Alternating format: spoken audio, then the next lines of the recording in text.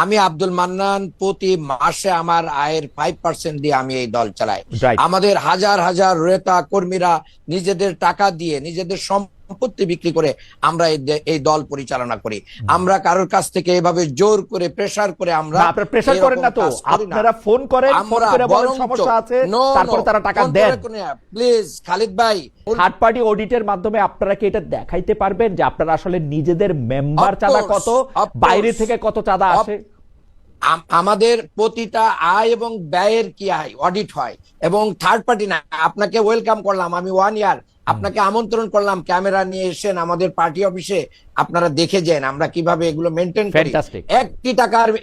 একটি টাকার এদিক ওদিক মিস ইউজ হলে আমার যে পদ আছে এই পদ থাকার কোনো মিস ইউজের কথা আমি বলতেছি না, কথা যখন উঠলো ডক্টর মান্নান, কথা যখন উঠলো ডক্টর মান্নান, আপনি আমাকে বইকেন না, আমার কথা শুনেন আগে। আপনি আমাকে বলেন বাংলাদেশে যারা ব্যবসায়ী গোষ্ঠী আছে সেই 20 জনের একজনও বা 20 জনের 20 জনই আপনাদেরকে চাঁদা দেয় নাই? এটা কি এই জুলাই মাস থেকে এই আগস্ট মাস পর্যন্ত কেউ চাঁদা দেয় না? কেউ আমাদেরকে চাঁদা দেয় না, দেয় নাই।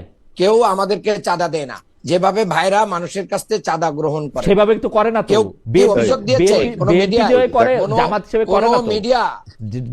মিডিয়া, কোন জায়গায় কোন ব্যক্তি, সংক্ষিপ্ত ব্যবসায়ী বা কোন মিডিয়া কেউ কি আজও পর্যন্ত বলতে পেরেছে এটা জামাতের বিরুদ্ধে একটা অপবাদ এবং অপপ্রচার?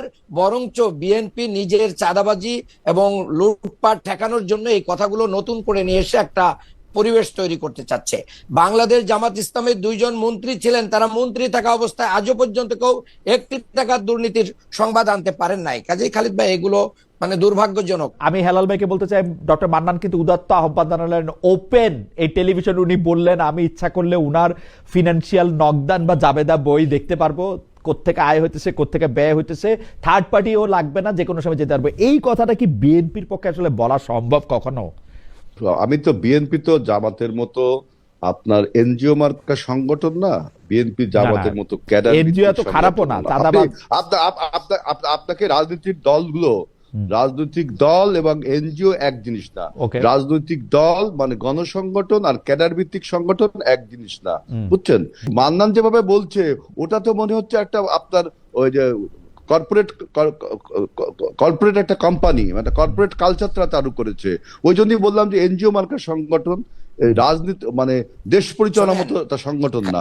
ইভেন এটা একটা ক্যাডার এখন উনি যদি উনার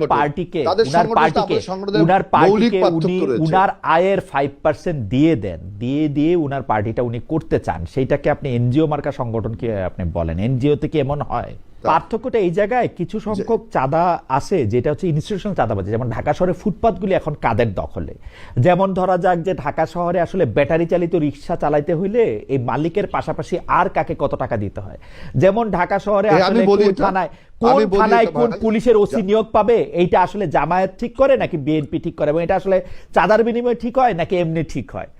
গাবতলী গরুরহাটটা আসলে কিভাবে পরিচালিত হয় একটু বলতে দেন। রাজনীতিতে যে সন্ত্রাসী কর্মীগুলো, যে চাঁদাবাজ কর্মীগুলো, তাদের পরিচয় তারা সন্ত্রাসী, তাদের পরিচয় তারা চাঁদাবাজ, তাদের কোনো রাজনৈতিক পরিচয় নেই।